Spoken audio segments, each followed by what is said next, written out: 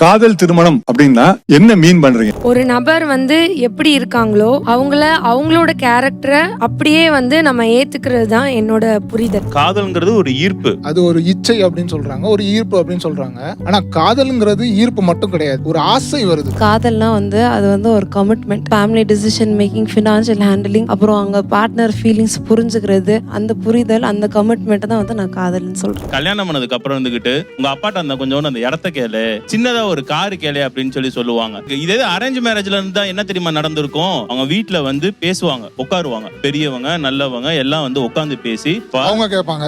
காதல்ன்ற வேர்டே வந்து என்னை பொறுத்தவரை நான் தவறுன்னு தான் சொல்லிக்கிட்டு சரி, இருக்கேன். உங்களுக்கு அரேஞ்ச் மேரேஜ் உங்களுக்கு நடக்குதுன்னே வச்சுப்போம். அப்போ நீங்க வந்து பொண்ணோட போட்டோ பார்க்க மாட்டீங்க, அவங்க என்ன ஜாப் இருக்காங்கன்னு பார்க்க மாட்டீங்க, எதுவுமே பார்க்காம நீங்க என்னைக்கு உங்களுக்கு கல்யாணம் ஃபிக்ஸ் பண்றாங்களோ அன்னைக்கு போய் தாலி கட்டுவீங்களா?